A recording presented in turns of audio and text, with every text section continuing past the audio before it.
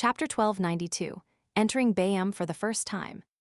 After the huge ship belonging to the Resistance docked, all of the City of Silver citizens changed into round-neck shirts, brown jackets, pantaloons, and dark-colored caps before following Oracle Danitz down the ship. They prepared to pass through the dock to enter the city of Generosity Bayam. Those clothes had been prepared beforehand. It's really uncomfortable wearing this. It's not suitable for battle. As he walked, Lievel moved his limbs and whispered to Elder Derek. Derek nodded slightly and said, "But it's better to hide ourselves and not be too eye-catching. We don't want to become the focus of attention." Derek's analysis wasn't a problem at all. After all, they were outsiders and they only numbered 21 people. It was best if they didn't attract the attention of others, but he seemed to have forgotten a crucial detail. "But they're all looking at us." Candace quickly surveyed the area and whispered. The workers who were dressed crudely or half-naked at the pier all looked over at the tourists who wore all kinds of get-ups. "They're tall." A Bayam resident with bronze skin and slightly curly hair could not help but sigh. His height was only around 160. This was the height of all the male commoners in the current colonial era. As for the people of the City of Silver, other than Derek, who was only slightly over 2 meters tall, the rest were on average above 2.3 meters. The tallest of them exceeded 2.5 meters. To have such half-giants walk through the docks, amidst the crowd was equally eye-catching, no matter what they wore. Faceatians, a Lonese in a top hat and formal suit turned his head to gossip with his companion. Has the slave trade begun again? He believed that the City of Silver entourage were Faceatian slaves that the Rorsted government had bought from the Lone Kingdom. After all, in this world, the only ones he could think of who had such heights in such numbers were the barbarians who claimed to be descendants of giants. His partner shook his head and frowned. It doesn't seem like the case. Most Faceatians have light blue eyes. Furthermore, even if they are Faceatian, few of them exceed 2 meters in height, unless these are nobles or high-ranking prisoners of war. Although Faceac didn't have a clear rule in all kinds of industries, especially in the military, there was a phenomenon that one's height determined one's status. Of course, this wasn't the only condition. It was also a combination of family background, nobility, and ranks. Due to such traditions, the descendants of Faceatian royalty and the military brass were generally taller than 2 meters. This was actually a superficial phenomenon that, at its essence, was an influence of their beyonder characteristics. Those who became one of the brass of the Faceac military were either nobles or at least Sequence 5. And for the latter, due to the repeated influence of the giant pathways potions, their height would definitely reach the standard height. Those who chose the Red Priest pathway would also have a certain increase in height. However, the signs weren't as obvious in their early stages as those from the giant pathway, and the total increase in height was only a few centimeters. They had to become a demigod to experience a qualitative change. For noble descendants, their ancestors were more or less giants, or had marital alliances with giants. Regardless of whether they inherited the beyonder characteristics, the corresponding genes accumulated over generations would definitely allow their normal height to exceed 2 meters. Among them, families who were still in control of a portion of the giant pathways potion formulas and those who had a certain heritage tend to be in the same situation as the residents of the City of Silver. The royal family in charge of the Red Priest pathway maintained the heights of their descendants through marital alliances. The residents of the City of Silver, who were being scrutinized by numerous gazes, felt increasingly uneasy. It was as if they had returned to the Cursed Land, where they were being watched by monsters as they walked in the dark. Derek was very calm and composed. He looked around and said to the members of the reconnaissance team, "They don't have any ill intentions." After confirming that Mr. Hanged Man was in this city and how he knew that he had arrived, Derek no longer felt isolated and helpless. It wasn't that he didn't trust the messenger that Mr. Fool had appointed, but that he believed that he didn't want to trouble a god as much as possible in his daily life. The best thing to do was resolve problems himself. And when it came to dealing with his own problems, Derek was ultimately unfamiliar with the outside world, so he wasn't too confident. At this moment, to have an experienced, trustable, extremely intelligent, native, with a meticulous mind help him would definitely be the best option. Of course, Derek also knew that Mr. Hanged Man wouldn't make any contact with him on the surface, because he belonged to another faction. He wasn't a believer of Sea God, so if he acted too warmly over matters regarding the City of Silver, he was bound to be suspected. However, there will always be a proper reason and suitable opportunities to meet. Derek thought in anticipation.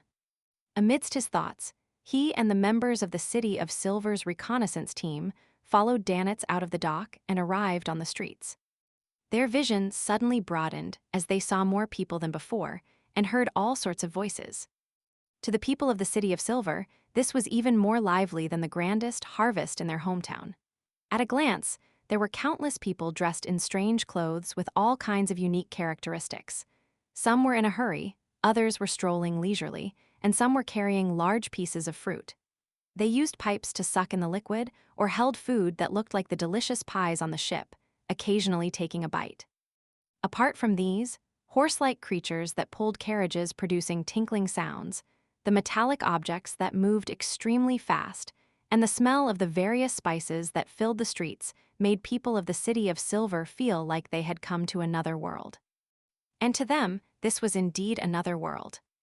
Even though they were a little fearful and uneasy, and were not too used to such a scene, everyone could clearly feel the vibrancy of this scene.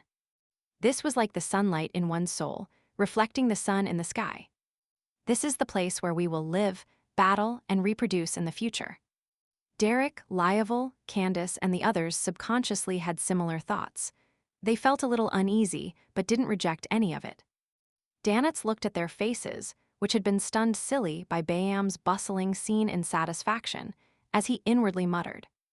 This is only Bayam. If you were to go to Trier and Backland, are you going to kneel down and kiss the ground?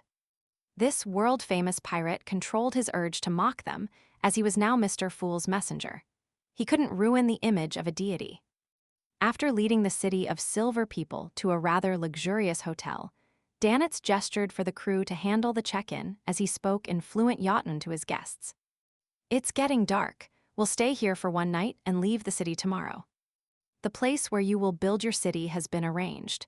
It's on the other side of the forest. There's a natural harbor and a few roads that lead to Bayam. Roads to this city. After that, we'll expand the main road and build a railway that leads to your city. Railway. Derek, who had studied during the tarot gathering, knew what it meant. He nodded gratefully and inwardly praised Mr. Fool once again. Danitz continued. We've already helped you level the area and left the space needed for some basic facilities such as water pipes and gas pipes. When you begin building houses, we'll send a team over to help with the matters. Also, the corresponding construction materials and temporary tents have been prepared for you. Thank Mr. Fool. There's also the help of the Church of the Lord of Storms in this matter. Otherwise, we wouldn't have been able to purchase so much material. However, they mainly did so to earn additional funds. The Rorsted new government hadn't been established for long, and its connections with the outside world weren't comprehensive enough. What they didn't expect was that the Church of the Lord of Storms had taken the initiative to provide help on the City of Silver's matter. Water pipes, gas pipes. Derek gradually couldn't understand what was being said, but he still put on a pensive expression.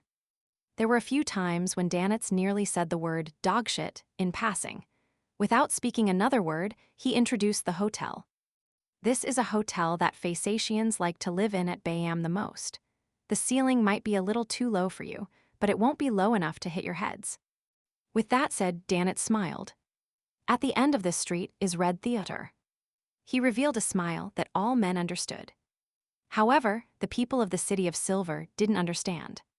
Seriously, the Emperor said that the most ancient human occupation is the selling of their bodies. They actually don't know what I'm talking about. The corners of Danitz's mouth twitched as he gave up on the topic. After his second and third mates were done with the check-in, he led the entourage up to the second floor and assigned them their rooms. After doing this, he took out a stack of cards that he had long written, and he distributed them to the members of the City of Silver, who were scouting the area. Every card has a few words in the local language and the corresponding word in Jotun. If you need any services or food, you can ring the bell here. When the attendant comes over, show him the card. Of course, they might not be able to understand it, but they will definitely seek help from people who understand it. This was a simple and easy method to understand. The people of the City of Silver easily grasped how to use the cards, secretly excited that they could finally communicate with the people here. Following that, Danitz demonstrated how to switch on the water and how to use the toilet, and how to light up the gas wall lamps. It made Derek, Liovel, and Candace feel like they had arrived at a divine kingdom. All it took to have water flow was to press a switch. A button was enough to wash away their excrement without leaving any stains. There was a lantern that kept emitting light once it was ignited. These were all things that they didn't dare to imagine in the past. And these things would become part of their new lives. By the time the City of Silver's members had gotten used to the hotel, the sky had completely darkened. Night had begun to rule the city. Although Derek and company had long confirmed that there was no danger of monsters attacking in the dark in the outside world, they were still instinctively afraid. Therefore, they would either emit light themselves or light up the gas wall lamps. At that moment, they saw gas lamps lighting up one after another on the streets, the houses, both near and far, outside the glass windows. These lights dispersed the darkness in their respective areas. In the eyes of the people of the City of Silver, the bright and dim lights were like the galaxy landing on the ground at night.